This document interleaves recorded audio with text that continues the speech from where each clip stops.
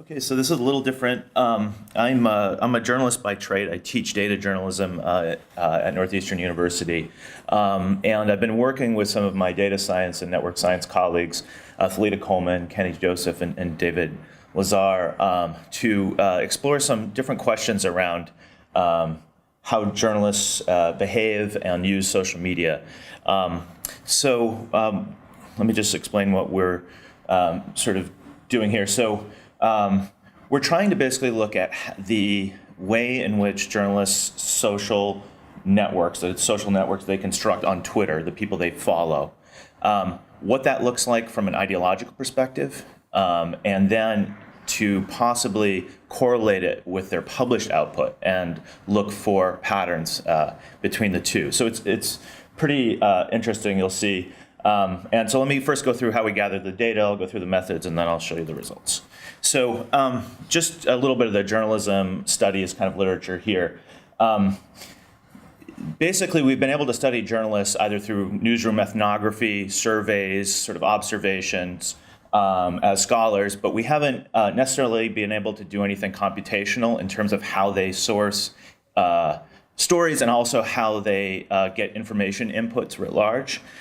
So we wanted to look at this, to look at journalist information diets on Twitter. They're spending an awful lot of time on Twitter these days, in case you haven't noticed. And the survey data bears that out, that about half of all journalists say that they find sources and do research using microblogging and other social media. So our research question was, what's the relationship between the ideological leaning of a journalist's social network on Twitter and the news content he or she produces? So, and here are the two correlations: the ideological leaning of journalists as determined by who they follow on Twitter, and then second, the ideological leaning of journalists as determined by the articles they write. Okay, so first, journalist data. So what we did is we went to Muckrack, which is an online platform for PR professionals who want to track journalists. We selected political journalists with public Twitter accounts and more than 100 articles published. The initial set of outlets that we selected came from a Pew Research study.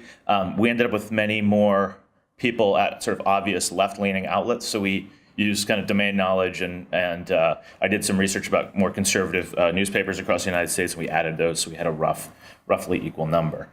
So it ended up being 25 outlets, about 1,000 journalists, about 500,000 articles that we scraped. And so some are just sort of obvious candidates for heavily right-leaning, such as Breitbart, National Review, and others heavily left-leaning, Huffington Post, The New Yorker. Okay, so we wanted to, in order to code the articles, we needed to obtain some text that would help guide us. And so what we did is we went to VoteSmart. We scraped for left and right-leaning politicians' statements, their press releases where they were the single name in the bylines.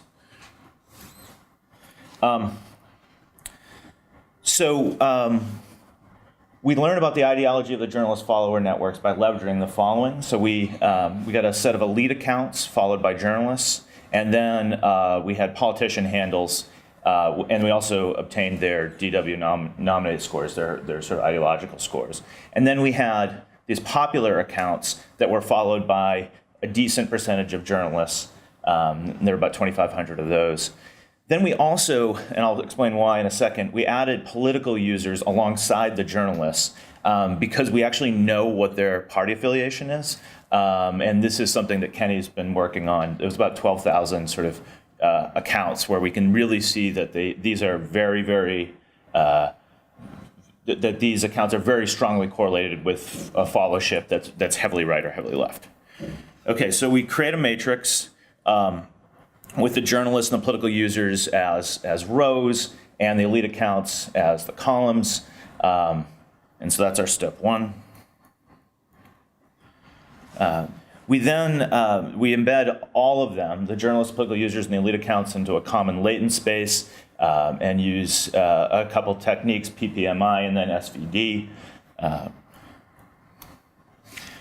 then step three, what we do is we take the DW nominate scores and generate sort of 5 latent dimensions. So we sort of reduce that down.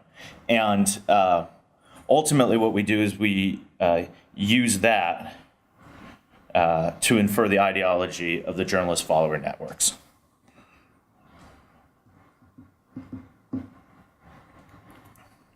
Okay, so first thing to say is that on the left hand here, let me just see here. So the distribution for the political users looked pretty good. So we were that gave us some confidence that we were on the right track. And on the right slide, this is a chart of the dimension that explained, again, we reduced it down to 5 dimensions. There's one dimension that seemed to explain a lot. So this is a chart of the dimension that explained almost all the variance in the DW nominate scores. And the ideology of the websites seemed to track with Etienne Bakshi et al. Study that looked at news outlet ideology. So we knew we were kind of on the right track there, just as a form of checking. Okay, now off of Twitter for a second, onto the ideology of news articles. So what we did, we used phrase machine, which I think Brendan O'Connor and his students have developed, and to extract noun phrases and grams from VoteSmart data. We then ranked each extracted phrase on the probability of the log odds of being used by Democrat versus Republican, and we extracted the top 57 left-leaning and right-leaning terms, about 50. These were terms for the left, such as LGBT. For the right, it was bureaucrats. These are actually kind of amusing to look at, and it shows you the pretty stark ideological division. Separation of powers on the right, sexual orientation on the left. So we use these in the model. And so here's our step 3. We counted the number of left-leaning and right-leaning terms used by each journalist, and then computed a smooth log odds as an ideology score. And here was the average for journalists per organization. And again, we looked at the Facebook alignment score, and it tracked reasonably well. How am I doing on time? Oh, good. All right, great. So here are our results.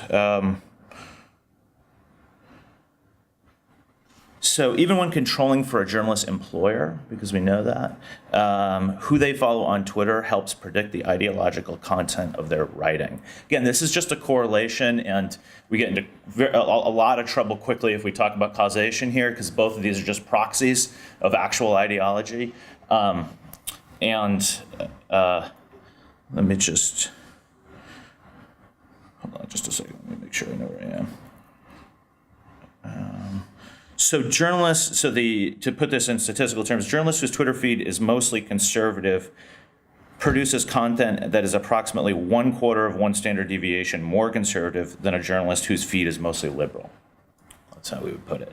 So it's not like the world's strongest correlation, but statistically significant, and it's fairly clear.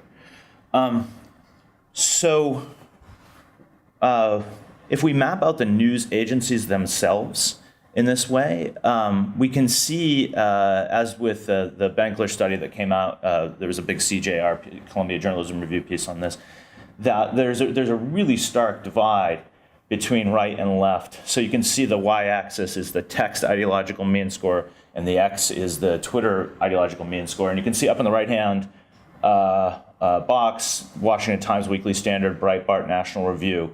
So it clusters those pretty nicely, given what we know in terms of domain knowledge. And then the more left-leaning outlets, are clustered down in that lower quadrant. You also see things like the Wall Street Journal, which codes right in terms of text ideology, but left in terms of Twitter ideology. And so we were trying to think that through. And there are a bunch of outlets that are sort of like this.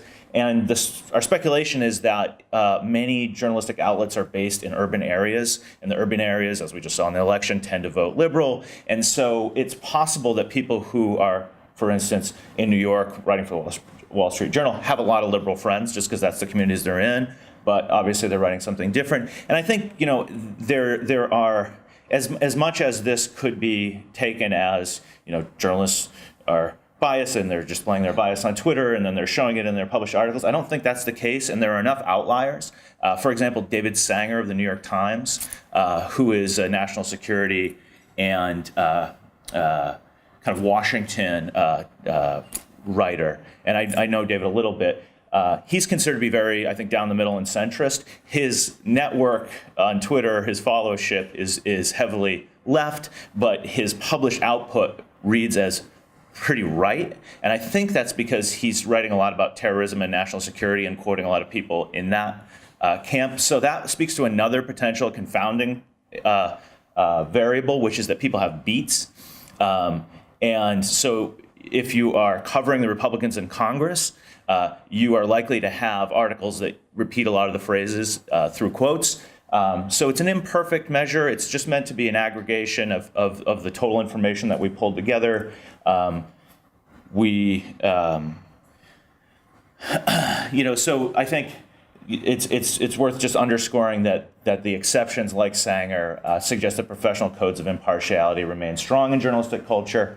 However, I do think, and this is what we hope to do with this study, and I think a lot of the methods can be improved, and I know my colleagues would like to do more formal evaluations than we did, but from a journalistic perspective, we hope that it is an important reminder that as we do more and more of our sourcing, research, and reporting online, that the information environment that we construct may very well help frame and color our published output, and that we should think pretty carefully about that and that information environment that we construct and that we draw from. Anyway, how am I doing on time? Yeah, you have a couple minutes. Okay, great, yeah. I'd just say, too, that one thing we were interested in is potentially reaching out to a bunch of the 1,000 journalists that we analyzed and just say, ask them maybe some semi-structured questions about their use of social media, what their own view, how they see their own network on Twitter. Do they see it as left or right? And see if there's a delta there. I think there's a lot of interesting research to be done in this area. It is kind of radioactive territory, given how much rhetoric there is about media bias that I feel like is largely unfounded. But so we're throwing some red meat out there. Thank you.